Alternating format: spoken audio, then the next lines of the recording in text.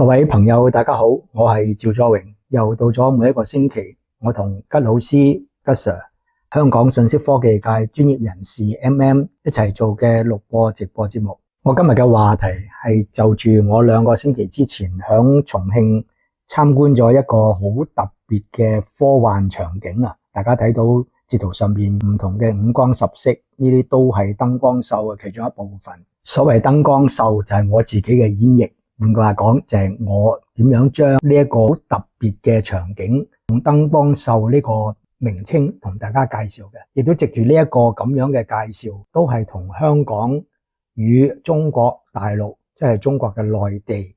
響觀光旅遊或者叫做文化旅遊事業入邊有乜嘢分別？我覺得呢個分別係分2大方面嘅。第一大方面係香港嗰邊呢，就固步自封，以為過去嘅成績就將會繼續落去，冇諗過點樣去做一啲新嘅創意、新嘅諗法等等，而反而咧內地佢哋就係創意非凡嘅。大家睇到而家一路同大家分享上面嘅截圖，都話俾大家聽點解咁現代化嘅咧？呢度係乜嘢地方咧？嗱，我開估呢一個就係重慶一個廢置咗嘅防空洞。而有心人即係嗰個投資者咧，就將佢化腐朽為神奇。呢個化腐朽為神奇嘅做嘢方式，亦都係香港同中國內地大陸嘅分別。香港嗰班做文化旅遊觀光事業嘅朋友們，或者我哋叫做高官們咧，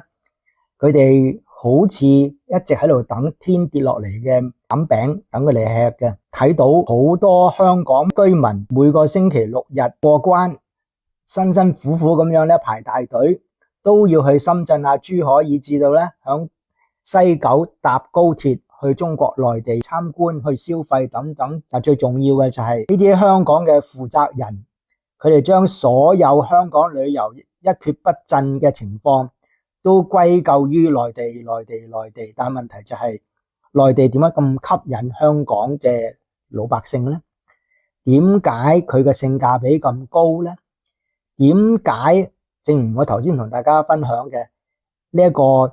上載上嚟俾大家睇嘅截圖，其實係一個廢置咗嘅防空洞。點解內地搞文化旅遊觀光事業以至投資者都能夠響一堆冇用嘅東西之中令佢哋睇到有投資嘅商機呢？嗱，正正而家同大家分享嘅呢一個視頻，一直以嚟呢，根據導遊話俾我哋聽，係一個廢棄咗嘅防空洞，而有心人呢，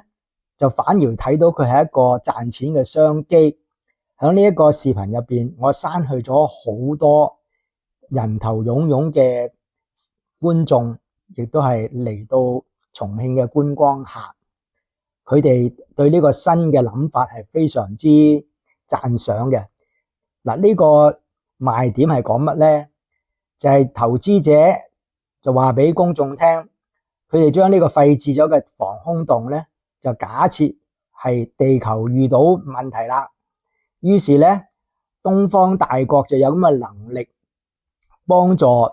挑選過嘅公民精英乘搭一個宇宙飛船諸如此類嘅東西，通過呢個時光隧道，其實係走入呢個防空洞嘅升降機入邊，然之後呢，就係一直走到去地球嘅另一端，搭上飛船飛出去受影響嘅地球，去到另外一個星球繼續生活。所以大家睇到啦，而家去到時光隧道嘅另外一邊啦，就嚟出去噶啦。所以你睇到人頭湧湧，只不過係我鏡頭入邊影住嗰啲公眾嘅背面，因為國內有保護隱私權同埋肖像權嘅，所以喺咁嘅情況之下，大家會睇到點解內地會超越香港，點解內地嘅進取相對於香港嘅固步自封係咁大嘅差別。好啦，呢個視頻講到呢度為止，希望大家繼續支持我同阿吉 Sir 吉老師嘅頻道，同時請大家繼續廣傳，多謝大家，拜拜。